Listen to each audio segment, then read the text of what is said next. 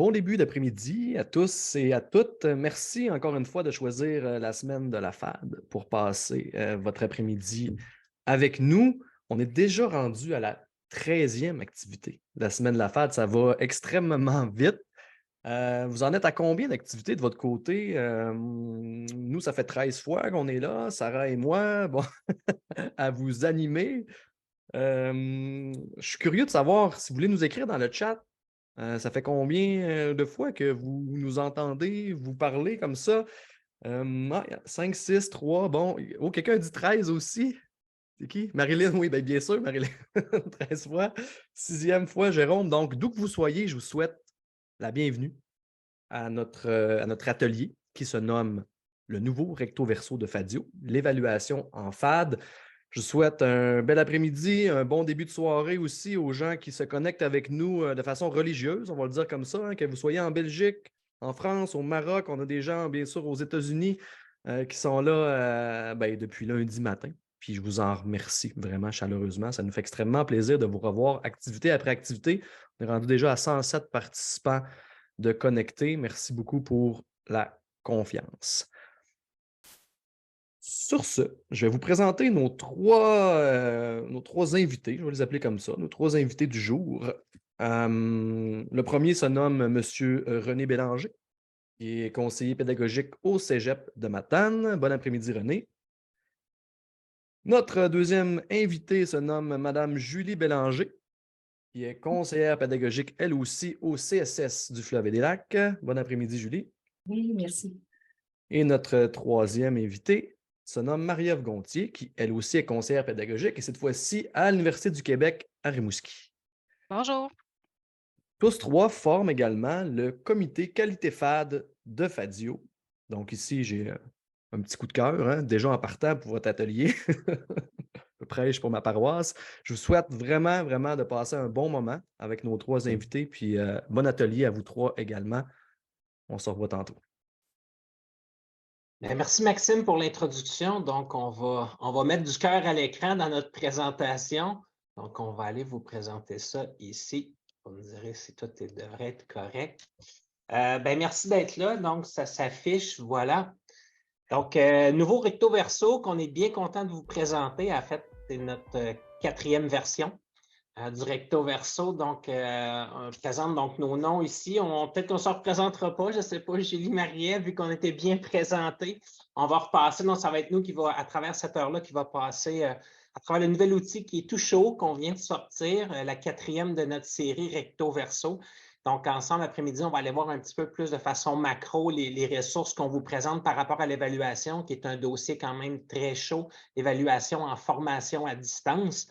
Donc, on va regarder ça. Donc, le temps de la présentation avec vous cet après-midi, on va parler d'une mise en contexte toujours du document. Il y en a que c'est la première fois peut-être qu'ils assistent à une présentation de recto verso, l'élaboration du processus. Donc, au fil de nos 4 années de travaux, on a développé un processus pour sortir ces documents-là.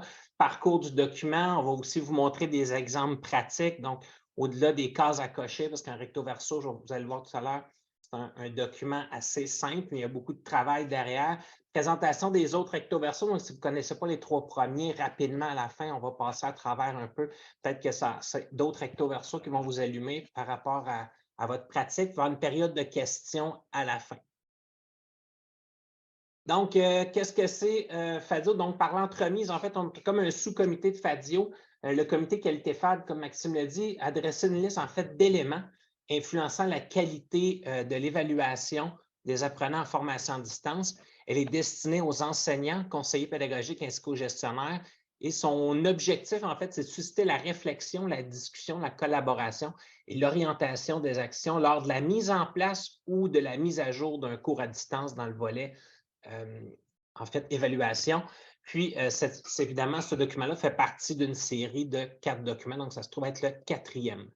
Les modalités de participation cet après-midi, tout d'abord, il va y avoir WooClap, donc on va tantôt peut-être vous coller le lien ou si vous avez un appareil mobile, préparez-le avec votre appareil photo, allez scanner le code QR. Donc, on va faire 2 petites questions avec vous, puis à la fin, on aura notre fameuse période de questions, soit parler du document ou un peu comme on faisait à l'habitude. Est-ce que vous avez des idées d'un autre recto verso qu'on pourrait développer pour la prochaine année?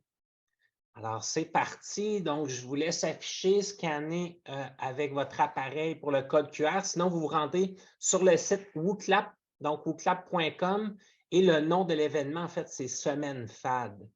Donc, vous pouvez tout simplement vous rendre là et le taper. Je ne sais pas si quelqu'un colle le lien. Des fois, c'est plus rapide si quelqu'un le proche de coller le lien dans le clavardage. Fait que vous me direz un peu, je vous laisse le temps d'être sûr. Des fois, on n'a pas le temps de sortir notre téléphone, puis le code QR est déjà parti. Oups, excusez, c'est moi qui ai fait partir le code. Les gens commencent déjà à voter. Puis Alors, on voulait, excuse-moi René, on voulait aussi préciser comment que nous, aujourd'hui, on se sent oui, là, c'est vrai, avec. tu as raison. Oui, c'est ça. Donc, de notre côté, on a mis des petits émoticônes aussi. Donc, moi, ça serait le troisième qui est le petit bonhomme avec 2 cœurs sur les yeux parce que je vois la formation à distance, c'est quelque chose que j'aime beaucoup. Donc, je pourrais dire que je suis en amour avec la FAD aussi. Donc, c'est pour ça que j'avais choisi ce petit bonhomme-là pour me représenter. Donc, René, Julie, à votre tour. Ben, moi, je dirais que je suis le petit personnage du milieu, mais je devais être zen, mais je ne sais pas si je suis si zen que ça, mais on va dire que oui. Puis moi, le premier petit bonhomme, je me sens espiègle un peu, donc trop de café durant la journée. Donc, je vais vous animer ça cet après-midi. Fait qu'on va aller voir, vous, comment vous vous sentez, quel est votre état d'esprit pour le début de cet atelier. Donc, on voit un petit peu, il y en a qui ont les petits cœurs dans les yeux, 2, le petit bonhomme sourire. Il y en a aussi qui sont zen. Donc, on voit un petit peu le positionnement des gens par rapport au début de cette rencontre. Donc, on va partir ça ensemble rapidement. Donc, les objectifs, en fait, de tous les recto verso qu'on a développés, c'est vraiment que ce soit un outil qui est pratique et facile à consulter, qui s'appuie sur la recherche et les bonnes pratiques. Donc, on ne voulait pas que les gens se tapent des recherches de lecture de 240 pages. Donc, c'est un petit peu vraiment un outil terrain qu'on veut développer qui correspond aux besoins du milieu. La particularité, c'est qu'on a toujours, tous les membres du comité, on est interordre. Donc, primaire, secondaire, collégial et universitaire. Donc, c'était bien important. On a toujours ce regard-là lorsqu'on construit le document. Donc, les membres du comité qui ont travaillé, donc Julie Durand du FADIO qui a contribué au document, Julie Bélanger, moi-même, il y a Véronique Laflamme aussi du FADIO, puis Marie-Ève qui a travaillé sur ce document-là. Donc, ici, je vous présente un petit peu la stratégie qu'on a développée au fil du temps. Donc, on a d'abord, quand on choisit un sujet, on regarde toujours tout ce qui s'est dit là-dessus, c'est quoi les études, la recherche qui s'est faite. Donc, il y a un gros travail qui est fait à ce niveau-là. Donc, on va aller discriminer un petit peu l'information, on va aller lire l'information, faire des résumés. Donc, dans l'équipe, on se répartit un peu les documents de recherche, on va aller lire le contenu, puis aller ressortir des éléments essentiels qu'on retrouve à partir de ce qu'on a pu lire qui touche notre sujet, qui était présentement le cas de l'évaluation. Par la suite, on essaie de catégoriser nos informations. Donc, les précédents recto verso, c'est un peu ça, on essaie de trouver des thèmes ou des catégories par rapport à toute l'information qu'on cherchait. Dans celui-là, la particularité, c'est qu'on s'est mis en fait, on a fait les thèmes qui étaient déjà disponibles dans le cadre de référence de Ringuet et Leroux qui a été fait justement sur les étapes du processus d'évaluation en FAD. Donc, on est allé vraiment avec la catégorie analyser, planifier, concevoir, mettre en œuvre et valider. Donc, c'est vraiment le recto verso est regroupé dans ces 5 étapes-là que vous allez voir qu'on va vous le présenter. Par la suite, les documents, bon, on discrimine les choses. Il y a beaucoup d'informations. On a la contrainte du format qui est un recto verso. On ne peut pas arriver à 3 pages, à 4 pages, c'est 1 page recto verso. Et à ce moment-là, quand on valide l'information, bien là, nous, on le travaille ensemble, mais on le valide aussi avec la communauté de pratique du FADIO. Donc, les conseillers pédagogiques qui sont interordres également. Donc, on leur soumet toujours une version pour qu'ils nous disent un peu sur le terrain qu'est-ce qu'ils en comprennent de ça, puis qu'est-ce qu'on devrait améliorer ou enlever. Donc, ce processus validé-là, il y a toute une itération, évidemment, qui dure au fil du temps sur le choix des mots, le choix du sens. Et à la suite de ça, bien, ça nous permet de produire le document qui est ici. Donc, le 4e recto verso qui est disponible actuellement sur le site. Donc, ce qu'on va regarder ensemble, en fait, nous, on va passer chacune des étapes et on va nommer certaines parties avec des exemples. Donc, vous soyez bien assurés de comprendre certains éléments parce que des fois, un libellé, ça n'explique pas tout. Et remarquez, quand on parlait de cases à cocher, c'est un document qui permet de faire un peu une checklist. Dans l'évaluation, est-ce que j'ai tel élément? Oui, non. Est-ce que je l'ai partiellement? C'est-tu quelque chose à développer ou ça ne s'adapte pas? Donc, ça permet un peu de bien travailler les choses, puis d'avoir une grille de critères à ne pas oublier, même si on ne les coche pas tous, ça peut nous aider à s'améliorer. Ce qui nous amène ici, dans WooClap. Donc, quelle étape de l'évaluation vous semble plus difficile à réaliser? Donc, vous allez avoir les 5 étapes. Peut-être que vous n'y aviez pas réfléchi nécessairement, mais si on regarde ça, on aimerait un petit peu avoir votre opinion. Donc, toujours le même code QR, le même emplacement, semaine FAD. Donc, si on va voir ici un petit peu les éléments, donc je vais le partir, peut-être que ça va commencer à s'afficher de votre côté. Je n'ai pas personne. Hop, ça commence, ça commence. Donc, planifier, concevoir, analyser. Donc, toute la phase avant de faire l'évaluation. Le concevoir, wow, OK. Concevoir, ça sort très fort. Valider après. Donc, on va passer du temps dans concevoir justement pour alimenter un peu. Puis si, au fil de la discussion, si vous avez des ressources, c'est ça qui est intéressant cette semaine, les gens vont coller des ressources dans le clavardage. Ça permet à tout le monde de bonifier l'atelier par rapport à ce que vous avez comme information. Clairement, concevoir, c'est quelque chose de plus difficile, analyser, planifier, puis valider, on verra à travers le document. Ce qui nous amène ici, je passe la balle à Marie-Ève. Donc, bonjour à tout le monde. Je vais prendre la suite. Donc, ensemble, on va voir les étapes d'analyse et de planification. Donc, vous voyez ici les catégories qui ont été mises de l'avant par Leroux et Ringuet sur lesquelles je reviens rapidement puisque René vous en a parlé un petit peu tout à l'heure. Donc, on a l'analyse, la planification, la conception, la mise en œuvre et la validation. Et dans le recto verso, on a vraiment pris en compte toutes ces catégories-là pour ressortir des énoncés. Et là, on va vous parler un petit peu de chaque étape, sauf qu'il y a certains critères qui sont dans le recto verso qu'on ne présentera pas aussi aujourd'hui, puisque ça en ferait vraiment beaucoup et qu'on manquerait de temps, mais on a vraiment ressorti ce qui était le plus pertinent là, pour vous aujourd'hui, pour vous permettre d'avoir une certaine rigueur dans votre processus d'évaluation. Donc, premier critère qui est l'analyse. En fait, lorsqu'on est à l'analyse, on va chercher à clarifier la cible de formation et l'objet de l'évaluation, plus spécialement les compétences, les savoirs et les connaissances, tout en prenant en compte les taxonomies, la didactique et les liens entre les activités d'apprentissage et d'évaluation. Le critère 1.1, donc le premier critère qui est associé à la démarche d'analyse, et je clarifie le niveau de compétence à atteindre au terme du cours.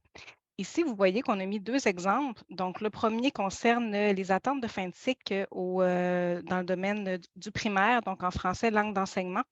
C'est pour vous donner une idée à savoir là, où est-ce qu'on peut trouver les différentes attentes de fin de cycle pour venir clarifier le niveau de compétence. Et vous avez un autre exemple qui est issu de l'université. Donc ici, on va parler d'attentes de fin de cours et à savoir ce que la personne doit être capable de faire pour atteindre les différents niveaux dans le cadre de son cours. Le 1.2 vient suivre le premier critère. Là, on reste quand même dans le même thème. On va chercher à cibler les savoirs, les savoir-faire et les savoir-être à évaluer pour témoigner de l'atteinte de la compétence. Donc, lorsqu'on veut déterminer la compétence à atteindre, il faut commencer par savoir quel savoir qu'on va aller évaluer. Donc, ici, vous avez les savoirs essentiels du programme de formation de l'École québécoise en français. Donc, par exemple, les connaissances liées au texte que l'élève doit venir atteindre selon son cycle.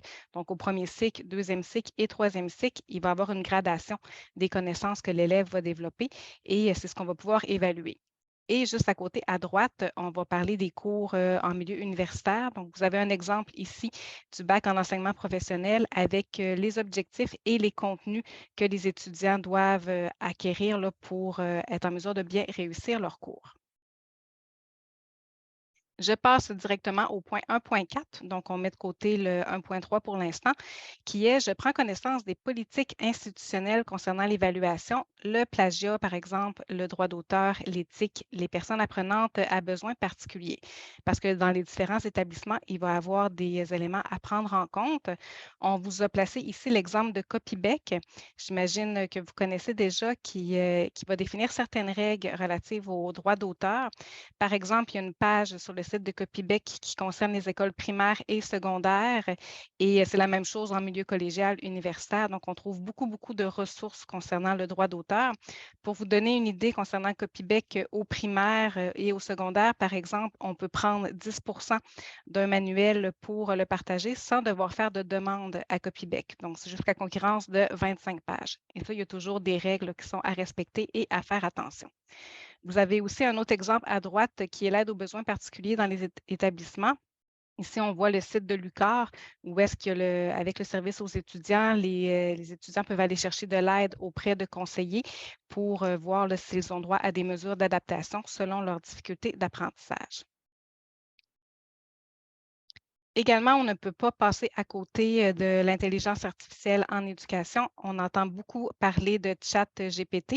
J'imagine que vous connaissez et il y a eu justement ce matin une table d'échange avec certains intervenants où est-ce que c'était très intéressant pour voir un petit peu comment, comme enseignant, on peut faire face là, à ce nouvel outil.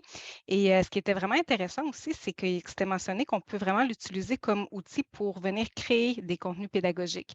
Donc, ce n'est pas juste un outil dont les étudiants vont se servir pour aller répondre à des questions. Et il y a tout ce qui est plagiat aussi là, qui soulève certains questionnements, mais on peut vraiment s'en servir de façon pédagogique également. Et vous avez ici une présentation Geniali qu'on trouvait intéressante. Vous avez le lien aussi dans la présentation que vous allez pouvoir aller consulter directement, mais qui mentionne des exemples concrets d'utilisation en classe de l'intelligence artificielle. Donc, ce que vous pourriez faire sur le plan pédagogique avec vos élèves. Je vous invite à prendre le temps de regarder ça.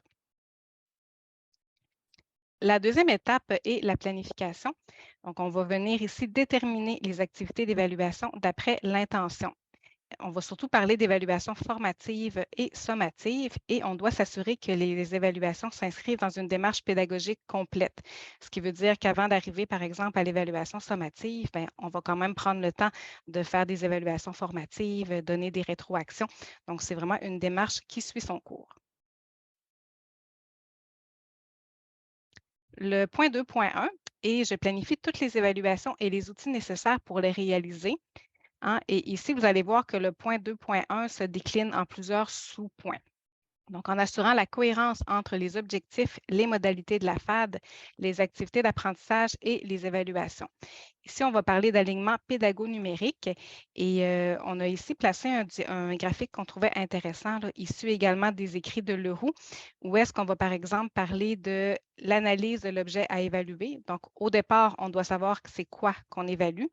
Ensuite, pour déterminer plus spécialement les connaissances et les compétences qui le seront, voir de quelle façon on évalue aussi, donc au niveau de la production et de la performance, et des tâches là, qui doivent être complexes et authentiques, pour en venir ensuite à choisir l'outil de collecte de données pour les évaluations. Est-ce qu'on va faire un examen? Est-ce qu'un portfolio répondrait mieux aux besoins? Quel genre de grille d'évaluation on va se servir? Donc, c'est tous des éléments qui sont à considérer ici.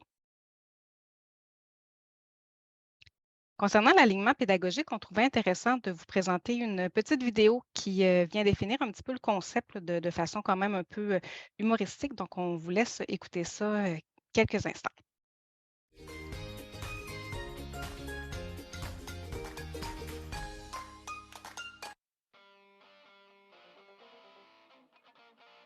L'alignement pédagogique est un concept phare à avoir en tête pour construire une formation ou un cours.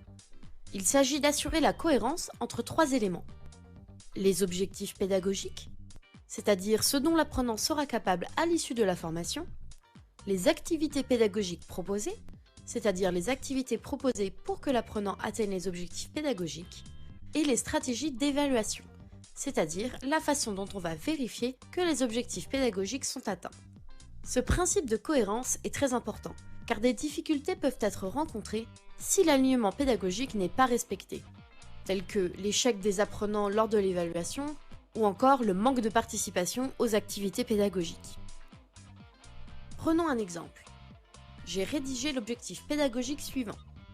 À l'issue du cours, l'apprenant sera capable de sauter en parachute. Je propose les activités pédagogiques suivantes. L'apprenant devra consulter un manuel sur le parachutisme.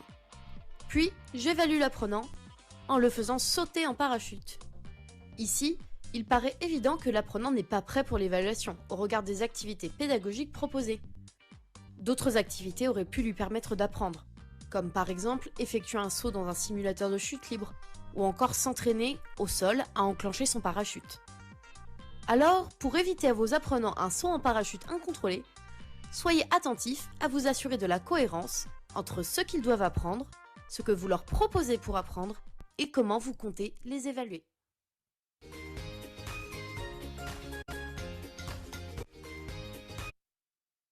Donc voilà, ça clarifie assez bien ce qu'est l'alignement pédagogique, juste pour donner une idée générale. Donc, on trouvait ça intéressant.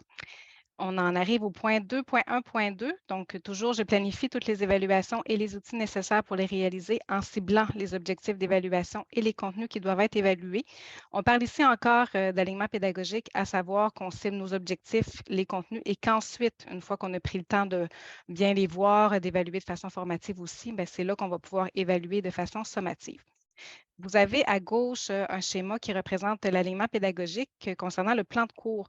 Donc, dans un plan de cours, peu importe en quel cycle on se situe, si on est au cégep, à l'université, par exemple, on va déterminer les visées du cours en termes de résultats attendus de l'apprentissage, à savoir c'est quoi les apprentissages qu'on veut faire aux étudiants.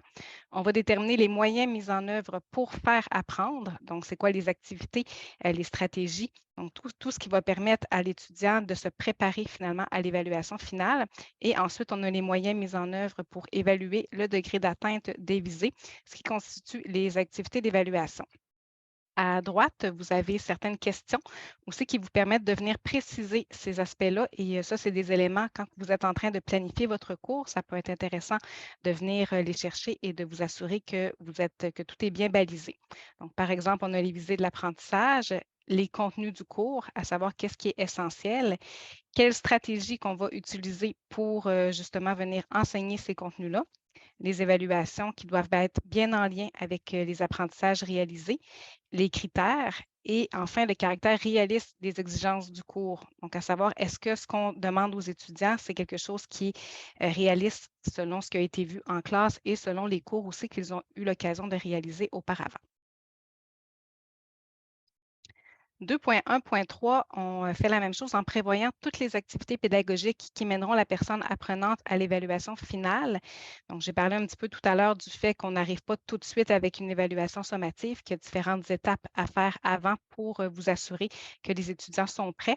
Donc, généralement, on peut commencer par exemple avec une évaluation diagnostique qui va permettre de prendre le pouls d'un groupe et de connaître leurs acquis au début du parcours et à tout moment. Donc, ça peut être une bonne première étape.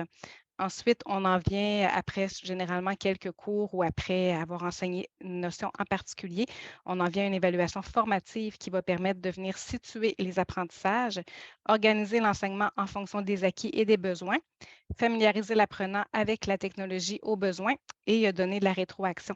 Donc, c'est surtout ici les rétroactions qui sont importantes avant aussi d'en arriver à une évaluation sommative. L'évaluation sommative, quant à elle, va venir attester des apprentissages réalisés par l'apprenant à un moment précis par une notation. Et enfin, en dernier, on a l'évaluation certificative qui n'est pas nécessaire dans tous les contextes, mais qui va permettre de venir attester de l'atteinte de la compétence au terme d'une étape de la formation ou d'un cours. Ici, on pourrait penser par exemple aux épreuves de français au secondaire et à des examens comme ça. Ici, toujours avec le même critère, on trouvait important aussi de vous parler des types d'évaluation et du fait que lorsqu'on évalue, ce n'est pas seulement l'enseignant qui est partie prenante dans l'évaluation. Donc, ça peut être aussi l'élève qui occupe une place importante. Donc, par exemple, au centre, vous avez l'évaluation en tant qu'apprentissage. Ici, on a l'auto-évaluation. Ça peut être aussi l'évaluation par les pairs. Donc, l'élève peut aussi venir jouer un rôle en contexte d'évaluation et ce qui va permettre de bien suivre les progrès. On a l'évaluation à gauche au service de l'apprentissage, donc ici, qui va aider l'élève à se préparer à son évaluation, donc évaluation formative, diagnostic, rétroaction. Et enfin, on a l'évaluation de l'apprentissage et ici, c'est la dernière étape, donc le jugement et l'évaluation qui est sommative. Le critère 2.2 est je planifie des évaluations portant davantage sur le développement des compétences que sur la maîtrise des connaissances, ce qui limite le risque de plagiat et l'utilisation de l'intelligence artificielle. En fait, il y a différentes façons d'évaluer qui vont permettre de s'assurer d'avoir un beau regard sur les compétences des élèves. Ça peut être des capsules vidéo, création d'une carte conceptuelle, forum de discussion. Donc, il y en a beaucoup. Et on trouvait intéressant de vous parler ici de la taxonomie de Bloom, qui est un moyen d'évaluation qui est quand même souvent utilisé dans le cadre de l'approche par compétences et qui va proposer une progression des processus cognitifs allant du plus simple au plus complexe. Donc, si on prend par exemple la connaissance, ici, on va surtout parler par exemple de la mémorisation. Donc, ça va être considéré comme quelque chose qui est assez simple à la base. Et plus on avance, plus on va vers quelque chose de complexe. Donc, la compréhension, l'application, l'analyse, la synthèse et l'évaluation. Et enfin, l'évaluation plus dans un contexte de création pour bien mettre en œuvre les contenus qui ont été appris. Et en fait, il y a vraiment une gradation des différentes étapes partant de la connaissance au départ jusqu'à l'évaluation par création. 2.3, je collecte des preuves d'apprentissage, travail long, portfolio, questionnaire en ligne, études de cas, auto-évaluation, évaluation par les pairs qui proviennent de sources variées et d'observation, de production et de conversation. On vous a intégré des exemples d'évaluation. Donc, on a bien sûr les examens, les travaux écrits, des études de cas, exposés orales, la collaboration aussi pour des projets en groupe, aussi des activités participatives comme les forums de discussion. Donc, vous voyez qu'il y a quand même une très, très grande diversité d'outils qui est possible d'utiliser pour évaluer les élèves et qu'il ne faut pas se limiter à, par exemple, seulement des examens. Donc, il y a différentes façons de faire. À la diapositive suivante, on est avec le même critère, mais on trouvait intéressant de vous partager aussi ce petit schéma parce que ce qui est important aussi lorsqu'on collecte des preuves d'apprentissage et qu'on évalue, c'est de faire une triangulation de différentes façons d'évaluer. Donc, vous avez les conversations qui peuvent être évaluées comme des présentations, des débats, je suis en train de me mélanger. C'est à droite. Les conversations, c'est plus les entrevues, les discussions, les échanges entre les élèves. Donc là, c'est des conversations qu'on peut venir évaluer. À gauche, on a des observations. On pourrait, par exemple, venir observer les élèves dans une simulation, des jeux de rôle, des exposés oraux. Et il y a différentes façons d'observer et d'évaluer avec l'observation. Et vous avez les productions, ce qu'on voit plus souvent, mais comme les travaux écrits, des capsules vidéo, portfolio, présentation, PowerPoint.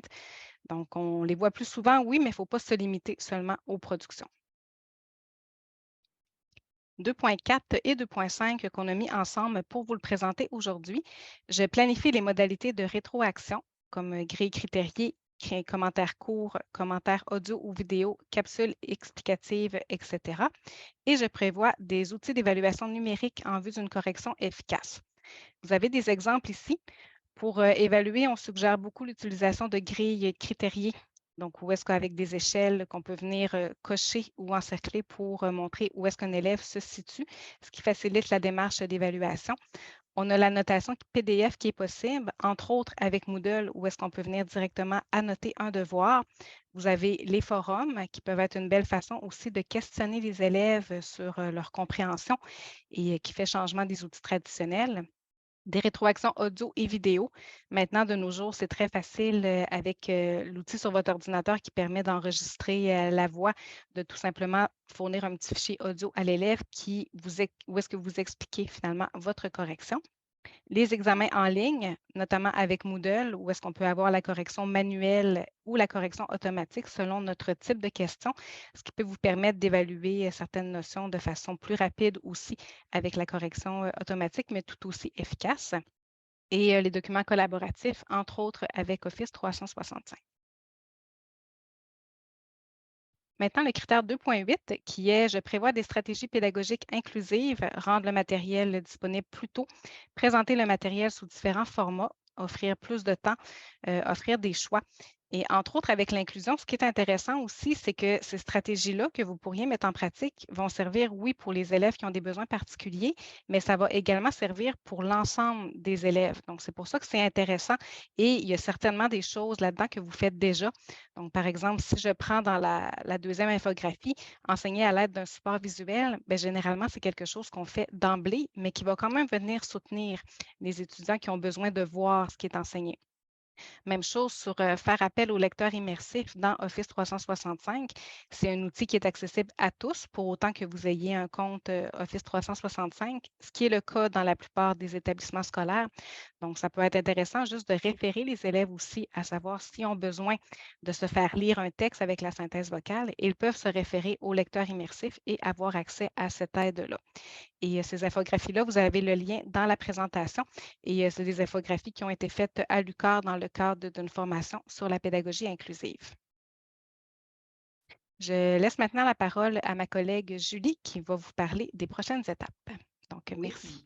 Donc, la conception. Alors, vous allez voir que dans les étapes dont je vais vous parler, je vais reprendre beaucoup d'éléments que Marie-Ève vient de vous partager. Hein. C'est sûr, hein, l'évaluation, c'est vraiment un processus qui est circulaire. Donc, on l'a vu aussi dans le diagramme au début.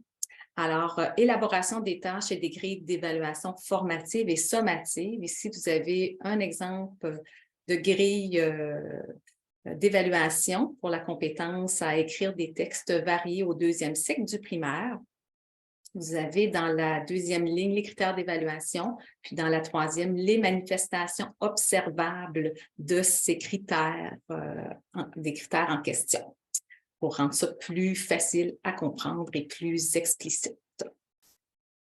Si on va voir du côté du critère 3.1, je conçois mon évaluation en proposant des consignes courtes, explicites et précises. Alors, c'est pas toujours simple d'être explicite et d'avoir des consignes courtes et précises. Donc, pour la rédaction, on vous suggère un site de l'Université de Sherbrooke dans lequel vous allez trouver quelques conseils pour rédiger des consignes claires.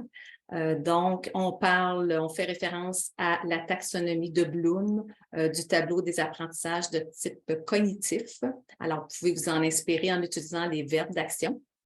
On vous dit de conjuguer le verbe à l'impératif, à l'indicatif présent ou au futur. On nous dit aussi de viser la clarté du vocabulaire tant commun que technique. Et pour le critère 3.2, si on va à l'autre diapositive, je garde les mêmes exemples de ce site en question. Puis le critère 3.2, j'indique les modalités de réalisation de la tâche, donc le temps requis, la pondération, l'échéancier, les pénalités associées au retard. Alors, on nous dit, entre autres, un petit peu plus bas, où j'ai indiqué par des flèches les éléments qui regroupaient notre critère. Et pour vous en donner un exemple, on va aller à la diapositive suivante. Vous avez ici, on le retrouve justement sur le site dont je fais mention, en bas de la diapositive. On voit la description, c'est un exemple. Alors, la description d'un travail au chiffre 1, 2, 3, c'est vraiment les consignes qu'on donne. Et du côté de droite, à droite, on voit les critères d'évaluation, donc la pondération, l'échéance, le format, etc. Alors ça, c'est un exemple pour l'enseignement supérieur. À la diapositive suivante, je vous ai illustré un exemple de la formation générale des adultes qui fait partie de consignes dans le cadre du cours Histoire du Québec et du Canada. Alors, c'est en lien avec un journal de bord que l'élève doit construire, puis qui va lui servir de révision avant l'examen. Nous sommes déjà rendus à la 4e étape, qui est un petit peu plus longue. Alors, la mise en œuvre, c'est la réalisation des évaluations par les étudiants. C'est le jugement qu'on porte et les décisions qu'on doit prendre.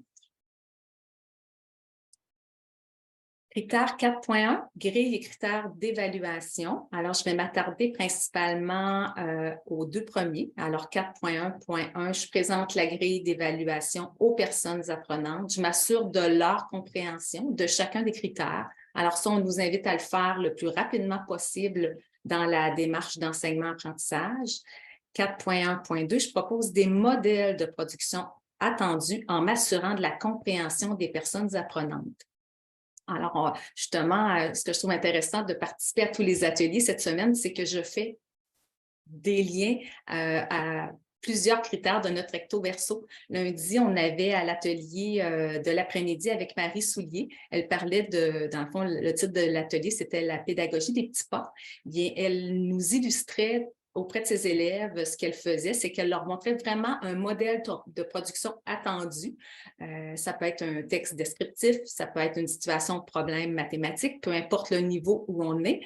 Ça peut être aussi, disons que je demande à un élève justement de me faire un croquis-notes sur le résumé d'un roman ou d'un album. Bien, on peut leur montrer, en faire soi-même un exemple, puis leur montrer notre produit ainsi que notre démarche, la démarche qu'on a empruntée pour réaliser cette production-là. Vous avez ici un exemple de grille, nous on appelle vraiment une grille descriptive. Alors, on voit dans la première colonne, les critères d'évaluation et sur la première ligne, les échelles d'appréciation. Et dans chaque case, on retrouve une description je dirais, de ce qu'on attend. Nous, c'est un adulte, mais ça peut être personnalisé. Et on a également la pondération qui doit être appliquée selon la description que nous pouvons observer. Prochaine image, c'est qu'on nous parle souvent de favoriser l'élaboration de grilles d'évaluation avec les pairs ou avec les élèves, de favoriser leur participation. Alors, c'est une image qui illustre bien cette démarche-là. On parle entre autres de préciser les critères avec les élèves, de définir les points d'étape, de favoriser l'évaluation par les pairs, de faire émerger le cheminement qui amène à un résultat. Et définir les points d'étape, ça me questionnait beaucoup parce que ce n'est pas un vocabulaire qu'on utilise, nous, à la formation des adultes. Alors, en fait, c'est vraiment des moments lorsqu'on donne des travaux longs aux élèves et on s'assure qu'on les rencontre assez rapidement dans le processus pour s'assurer qu'ils comprennent bien, qu'ils sont bien partis dans la tâche, qu'ils font avant de les laisser aller, là, de prendre le mauvais chemin. Alors, on peut parler, par exemple, de présenter un plan, de nous parler de sa thèse, de son thème, de sa problématique. Alors, avant qu'il creuse un petit peu plus, bien, on peut vérifier ça avec nos élèves. Critère 4.2, modalité d'évaluation. Alors, ça correspond aux modalités, dis-je, de travail. Alors, c'est entraîner l'élève au type d'épreuve qu'il devra affronter. Alors, on nous dit ça souvent. On l'a vu aussi là, dans notre cohérence pédagogique et pédago-numérique maintenant. Alors, 4.2.1, avant l'évaluation, je rappelle les fonctionnalités des outils numériques utilisés et les modalités de communication en cas de pépin. On fait référence, par exemple, aux coupures de l'Internet, difficultés d'accès à l'examen. Alors, j'ai joint un document de l'Université de Montréal dans lequel on parle justement de façon de gérer les imprévus technologiques durant une séance. Et on parle, entre autres, de créer une routine avant chaque cours en amont. Alors, l'évaluation, ça se présente dès le début. Communiquer avec nos élèves en cas de panne. Alors, on utilise différents moyens de communication et on leur communique lequel on utilise s'il y a un problème majeur. On nous fait des suggestions pour utiliser la webcam, le micro. Enfin, je vous dirais, différents types de problématiques sont abordés et on nous suggère des solutions. 4.2.2, je planifie auprès des personnes apprenantes les modalités de passation et de remise des évaluations. Cette fois-ci, on va simplement faire défiler un petit peu ce site à l'écran, mais c'est un document qu'on peut retrouver sur le site de l'UQTR. Et c'est des pistes et des suggestions de modalités d'évaluation des apprentissages qui peuvent être utilisées en contexte de formation à distance. Alors, on nous dit que ce n'est pas un tableau exhaustif, hein, ça se veut évolutif. On nous donne, entre autres, bon, vous voyez, des modalités d'évaluation. Marie-Ève nous en a lu tout à l'heure. On parle de journal de bord, de cartes contextuelles, bon, d'exposés oraux, de portfolio, etc. On nous dit à cet endroit-là de privilégier des modalités qui vont limiter les risques de plagiat. Donc, évidemment, les exposés oraux, la réflexion sur des concepts, des thématiques, un examen à livre ouvert. Alors, ce n'est que quelques idées. Et ce qu'on nous dit aussi sur ce site-là, c'est l'important, c'est que l'outil qu'on utilise nous permette vraiment de valider qu'est-ce que mes élèves ont appris. Alors, c'est la grande question à se poser. Point 4.2.2, je planifie, je donne des rétroactions. Excuse-moi, René, je pense que je fais juste avancer à la prochaine diapo. Parfait, 4.3. C'est moi qui me suis, mais oui. Je donne des rétroactions constructives, fréquentes et précises, commentaires positifs, pistes d'amélioration, étapes de la progression. Alors, pour illustrer les rétroactions, on vous réfère à un site qui est vraiment intéressant, qui a été élaboré par des récits régionaux en formation générale des adultes et une personne du ministère. Alors, on va le faire défiler encore une fois. Alors, si vous ne le connaissez pas, ça vaut la peine d'aller faire un tour. On choisit notre plateforme, notre environnement d'apprentissage. Pour chacun des environnements, on a une définition de la rétroaction. On nous donne aussi des définitions de qu'est-ce qu'une rétroaction de base, une rétroaction instructive, une rétroaction d'accompagnement. On parle des dimensions de la rétroaction.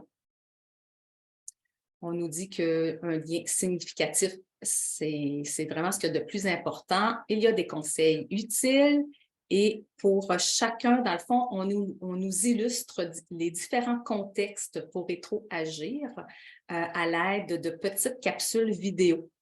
Alors, vous voyez comme ici, si je veux rétroagir dans un texte, si je veux faire une rétroaction d'IO, vidéo, une rétroaction suite à un questionnaire, dans un PDF ou une photo, bien, vous avez toujours le même format. Là, on a des petites vidéos comme ça qui vous illustrent comment faire.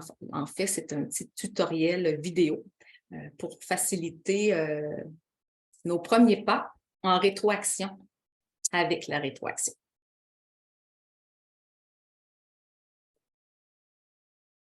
4.4, je mets en place un climat propice à l'évaluation. J'ai choisi le site de l'Université du Québec à Montréal, mais je vous dirais que chacun des établissements traite, surtout les établissements supérieurs, traite de ces éléments. Dans le fond, on parle aux élèves qui font de la formation à distance, entre autres, de mise en place de cadres, de routines, la gestion du temps, la motivation. Ce que j'avais trouvé intéressant l'année passée, puis en tout cas les dernières années, c'est qu'on avait vraiment des trucs et astuces pour la gestion du stress sur ce site-là. Cette année, je voyais que, bon, on a enlevé certains diaporamas et tout ça, mais je vous invite quand même à aller voir les applications pour gérer le stress que vous connaissez peut-être. Et dans chacun des établissements, je vous dirais qu'on offre du soutien psychologique aux élèves aussi là, pour la gestion du stress, entre autres. 4.5, j'applique les mesures d'adaptation requises dans le plan de cheminement de la personne apprenante s'il y a lieu. Alors, en formation, là, vous avez des guides, nous, à la formation générale des adultes, formation professionnelle ou en formation générale des jeunes, on a des encadrements très serrés, je dirais, des mesures adaptatives. On doit vraiment présenter souvent des demandes à la sanction des études. Du côté de l'enseignement supérieur, on m'a parlé là, de Moodle qui gère avec la dérogation d'utilisateur. Alors, automatiquement, on peut, le délai du temps est traité. Je sais que vous faites aussi appel aux conseillers à l'aide aux besoins particuliers pour savoir bon, le droit des élèves à utiliser Antidote, la synthèse vocale, le Lexibar, WordQ, entre autres. 4.6, je balise l'utilisation de la caméra si celle-ci est requise. Alors, vous avez une petite réflexion en haut de diapo qu'on trouvait très intéressante qui est tirée du site savoiragir.work. Alors, ne pas allumer votre caméra, c'est comme aller à une formation présentielle avec un sac en papier sur la tête. Et on a une courte vidéo qui est tirée du récit du domaine des langues. Le récit du domaine des langues ont créé, je dirais, en tout cas, moi, il y a surtout deux vidéos que j'aime beaucoup. Il y en a une qui porte sur la netiquette et l'autre sur la communication orale lors de vidéoconférences ou de cours à distance. Alors, on vous en fait jouer un petit 30 secondes. Hey, hey! Salut tout le monde, ça va bien? Vous m'entendez? Mia, ça va? Oui, je t'entends. Toi, Camille, Allô, oui, c'est bon pour moi. Salut tout le monde! Hugo, on ne voit pas. Y a-tu un problème avec ta caméra? Ah non, non, là, c'est juste que je viens de me lever, là, ça fait pas longtemps, là, puis c'était un peu le chaos dans ma chambre. Fait que je me suis dit que vous aviez pas besoin de voir ça. Ouais, tu fais ça pour nous. Hey, on te connaît, là. Non, pour vrai, fais comme tu veux, mais ce serait quand même mieux de voir tout le monde. Bon, ben je me rends. Vous l'aurez voulu. Voilà. 4.7, j'utilise des stratégies pour prévenir le plagiat. Au besoin, on en a parlé ce matin dans l'atelier du chat GPT. Alors, par exemple, des analyses, l'analyse, dis-je, des traces précédentes, des entrevues, des questions, etc. J'ai fait appel on parle du portfolio d'apprentissage de notre collègue Nicole Perrault qui dit que c'est une solution pour prévenir le plagiat électronique, mettre l'accent sur les apprentissages et sauver du temps. Et du côté de droite, bien, on a un modèle que nous, on aime beaucoup à Fadio, qui est le modèle PICRAT. Alors, lorsqu'on se situe vraiment, je dirais, plus on évolue, plus on monte dans le niveau, je dirais, lorsqu'on se trouve sur la ligne créatif, bien entendu, on diminue les risques de plagiat. Alors, par exemple, des exemples d'outils technologiques qui pourraient être utilisés, c'est une vidéo documentaire, un film, un PowerPoint, le journal de stage en vidéo qui est commenté, la co-évaluation d'une prestation, simplement quelques idées pour mieux illustrer le modèle PICRAT. Dernière étape, la validation. Je vous lis simplement le point 5.2. Alors, tout au long du cours, je note et je documente les écueils, mais aussi les points forts et j'apporte les ajustements nécessaires si possible. Je voulais simplement, j'ai laissé sur la diapositive suivante un exemple de questionnaire que nous, on avait fait passer à nos élèves en téléenseignement. Et en fait, on vérifiait à la fin du cours l'expérience pédagogique de nos élèves, mais également l'expérience technologique. Et je vous ai laissé le lien Forms dans le bas de la page. Des fois, c'est plaisant de partir d'un questionnaire qui existe. Ça nous donne des idées, donc vous pourrez le dupliquer à votre guise. Alors voilà, ça termine ma section. Je repasse la parole à mon amie Renée. Alors, les gens disaient, il y a beaucoup de stock, il y a beaucoup d'affaires. Donc, l'idée derrière ce document-là, c'est vraiment une checklist qu'on peut faire. Mais là, on a expliqué, on y a ajouté en fait des ressources qui existent déjà dans le réseau un peu partout. Donc, c'est de ramasser tout ça, puis de travailler avec les outils. Puis, je vous présente en même temps les 3 autres recto verso. Donc, après, aujourd'hui, si vous partez avec ces 4 documents-là, vous allez voir un gestionnaire, vous êtes CP, vous êtes prof, vous vous lancez en formation à distance. Vous avez pas mal le kit de départ, en fait, pour vous lancer dans un projet de formation à distance ou évaluer, en fait, ce que vous faites déjà. Parce que souvent, quand on se lance là-dedans, on n'a pas nécessairement le temps de tout voir les paramètres, mais ces 3 documents-là, plus celui d'aujourd'hui sur l'évaluation, évidemment, vous avez tout ce qu'il faut. Le document 1, en fait, je vous rappelle rapidement ceux qui ne le connaissent pas, donc c'est la gestion de la qualité en formation à distance.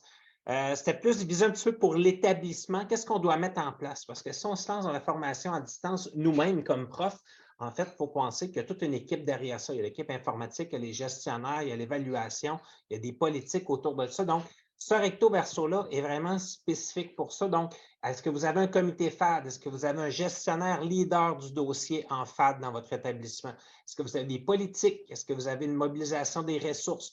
Donc, il y a plusieurs cases à cocher qui vous permettent de faire un diagnostic chez vous, de voir qu'est-ce qu'il y a ou ce qu'il n'y a pas. Des fois, ça peut expliquer pourquoi ça ne va pas si bien que ça, parce qu'il manque certains éléments qu'on a relevés en faisant la revue de littérature, en fait, sur la recherche. Puis dire que Fadio aussi, on est des praticiens, donc on évalue dans le pratico-pratique ce qui sort des recherches, mais on le voit sur le terrain aussi. Le premier document également, on va parler, nous formons les ressources enseignantes. Comment vous les formez? Les technologies, le soutien, l'encadrement des apprenants. Donc, c'est toutes les choses qu'on doit penser pour s'assurer d'avoir une formation de qualité. L'autre document, lui, c'était plus outil diagnostic des critères de qualité d'un cours en FAD. Donc, si vous êtes enseignant en formation à distance ou accompagnateur, ça vous permet par rapport au cours, quand vous allez élaborer le cours, quand vous allez faire la démarche d'apprentissage, est-ce que vous avez tout considéré? J'ai vérifié si les ressources existantes pouvaient être utilisées, les droits d'auteur, ces choses-là. Donc, on peut aller utiliser ça pour vraiment tout cocher les choses qui nous manqueraient. Le troisième document, c'était au niveau de l'encadrement, c'est celui de l'année dernière. Donc, comment j'encadre les étudiants en formation à distance? Donc, la même formule, case à cocher, on parle encadrement, établissement, comment gérer l'accueil chez vous, comment on s'occupe des étudiants qui arrivent en formation à distance, est-ce qu'il y a un partage de responsabilités, est-ce que tout le monde sait quoi faire? Si c'est un programme ou un cours, est-ce que les gens sont au courant des outils à utiliser? Il y a beaucoup de choses à valider à l'intérieur de ça. Ce qui m'amène, ça a changé rapidement, mais en fait, nous, on est dans la recherche d'un nouveau recto verso. On cherche une autre raison pour produire un document. Dans le clavardage, peut-être, je vous invite, si vous avez des idées de sources ou de documents que vous aimeriez avoir. Donc, l'intérêt derrière ça, c'est que nous, on brosse un portrait de tout ce qui s'est fait en recherche pour le résumer dans une page pour que sur le terrain, vous imprimez ça en couleur, faites des beaux crochets, puis ça vous aide beaucoup. Donc, oups, excusez. Là, j'ai-tu tout perdu? Je pense, attendez une minute. Il s'agit que je touche à ma roulette, puis ça part. Donc, vous pouvez écrire les sujets dans le recto verso. Et ce que je vous invite aussi à faire, c'est, en fait, on est rendu déjà à la période de questions. Oui, on nous suggère de se pencher sur l'intelligence artificielle. Alors, on a une communauté de pratique qui a entamé la réflexion cette année. Peut-être que ça pourrait être intéressant. Un sujet intéressant.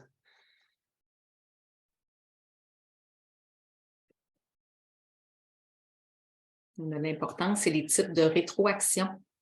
Oui, c'est pas si simple que ça, hein? C'est facile à dire, des rétroactions efficaces, mais les formuler, c'est de la pratique, effectivement. On vous rappelle que pour les prochaines minutes, si vous le voulez, nous écrire vos commentaires, vos questions dans le chat, il n'y a pas de problème. On peut aussi lever la main pour vous donner le droit de parole avec des questions orales. Je vous rappelle que le recto verso, donc le document PDF, a été déposé il y a quelques secondes dans le chat. Donc, membres ou bien sûr non membres de Fadio avaient accès à cette magnifique ressource, donc le 4e recto verso. Donc, quelques petites minutes. Si Geneviève Trudel se penchait aussi sur la formation pratique en FAD. Tout à fait. Donc, il y a beaucoup d'éléments là, quand on se lance là-dedans. Des fois, ça peut paraître simple, mais il y a beaucoup d'éléments à considérer. Puis vraiment, ces 4 documents-là, c'est des bons guides autant pour l'établissement, tout ça, de dire, oh, OK, ça, pour être un établissement qui en fait, évidemment, on coche pas oui partout. Là. Il y a toujours place à l'amélioration. Surtout, on est allé vraiment, c'est quoi le top qualité qu'on peut aller faire. Mais des fois, on se rend compte que Julie, dans son commission scolaire, ou Marie-Ève à l'université, même si on a travaillé là-dessus, ça n'a pas dit dans l'établissement, on est parfait non plus. Il y a encore beaucoup de cases où on aurait des choses à développer puis à retravailler, puis c'est tout à fait normal non plus. Ce n'est pas un bulletin, en fait, quand vous cochez ça si vous ne l'avez pas, mais c'est plus une façon de faire pour s'améliorer puis s'assurer d'un certain contrôle sur la formation à distance que vous allez donner pour s'assurer que ce soit une formation de qualité. Parce qu'on combat souvent un mythe en formation à distance, c'est qu'à distance, la qualité est moindre qu'en présence. Mais si on se donne des bons cadres et des bons critères, des moyens d'évaluation, évidemment, on arrive avec une formation de qualité. Mais bien les idées aussi. On parle, Claudine Dion nous parle de gestion de classe et Maryse Beaulieu nous parle d'ingénierie pédagogique comme prochain sujet. Ça me semble très intéressant. C'est plein de belles idées. Ça va être difficile de faire un choix aussi. Ça sera sur plusieurs années, Marie-Ève, comme ça. Vous pouvez... Oui, un après l'autre, une année après l'autre. Voilà. Oh, Marilyn, la qualité du son en bas. C'est important. Hein? Ouais. Évaluation authentique aussi. Ça demeure un défi. Oui, pour limiter le plagiat, on en parle beaucoup, hein, évidemment.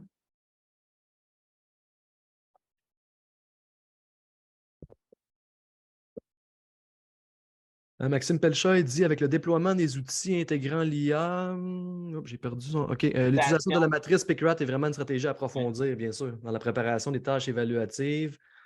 Claudine propose l'évaluation des stages à distance. C'est vrai que Absolument. pour la formation pratique, ça serait intéressant aussi. Il y a quand même plusieurs Ouais. programmes où est-ce que les stages s'évaluent à distance, donc ça peut être intéressant aussi, là. Donc, on a des C'est sujets vraiment jusqu'en des belles idées. 2029, je Ouais. pense, avec Oui, ça. C'est excellent. oui, Vous allez avoir de l'ouvrage jusqu'en 2029. Voilà. va falloir avoir plus qu'un comité. Absolument. Ouais. Absolument. Pour les prochaines minutes, chers amis, j'en profite pour vous remercier là, personnellement, puis au nom de Fadio également, René, Julie et Marie-Ève pour votre participation à la semaine de la FAD. Très apprécié dans le chat aussi. Je ne sais pas si vous avez eu le temps de relire un peu les commentaires, mais vos pistes de réflexion, puis tous vos petits trucs aussi concrets ont été super appréciés des participants. Il y a eu pas loin de 150 personnes qui se sont connectées avec nous cet après-midi. Donc, merci à chacun d'entre vous. Je vous partage mon écran quelques petites secondes avant de se quitter. En fait, non, c'est ma collègue Sarah qui va partager son écran. Voilà, quelques petites secondes avant qu'on se quitte. Comme à notre habitude, à la fin de chacune de nos présentations, on vous demande d'aller remplir le petit formulaire d'appréciation des activités. Hein? Les 23 activités sont intégrées dans le même formulaire. Donc, moi, je vous conseille de le placer dans vos favoris, remplir au fur et à mesure, puis vous pouvez nous l'envoyer à la fin de la semaine. Comme ça, vous aurez fait votre bonne action, puis nous, ça nous aide beaucoup à nous ajuster aussi pour les années à venir. On vous demande également d'aller réclamer votre badge événementiel, gracieuseté de Cadre 21, fidèle partenaire de Fadio depuis quelques années maintenant. Donc, comme ça, pour agrémenter votre développement, votre portfolio de développement professionnel. Belle preuve de reconnaissance. Merci à Cadre 21. Maxime Pelchat, je sais qu'il est avec nous, donc un merci personnel à toi. Plusieurs aussi commanditaires sont passés un petit peu vite à l'écran, là, mais remerciements à tous nos partenaires. Il y en a plusieurs. Remerciements aussi chaleureux au ministère de l'Éducation qui permet de rendre cette semaine de formation à distance-là totalement gratuit pour nos participants et nos participantes. Voilà. Puis juste avant de quitter, je vous invite déjà, on se positionne déjà pour vendredi 14h pour fêter la finale ensemble. Petit cocktail à la main, pourquoi pas, vendredi 14h, heure du Québec. Plusieurs prix de participation à gagner. Vous devez vous inscrire à ce cocktail de clôture-là via le même formulaire d'inscription que vous avez rempli pour vous inscrire aux autres activités. Comme ça, vous pourrez être éligible à tous nos prix de participation. On se redonne rendez-vous. Là, il est 15h. À 15h30, parce que c'est une grosse journée aujourd'hui, on vous l'a dit, dès le début de la journée. 15h30, on accueille une conférence qui se nomme « Apprendre et enseigner sur le web. Quelle ingénierie pédagogique ?» Donc, on va parler ensemble pendant 1h30, donc de 15h30 à 17h d'ingénierie pédagogique, avec une sommité dans le monde de l'éducation, M. Gilbert Paquette, qui sera accompagné de France-Henri et d'Isabelle Savard. Donc, dans 30 minutes, même poste de TV, on ne change pas le poste, ça va être ici que ça va se passer. Je vous remercie encore de votre présence, puis je vous souhaite une belle fin d'après-midi. Ciao.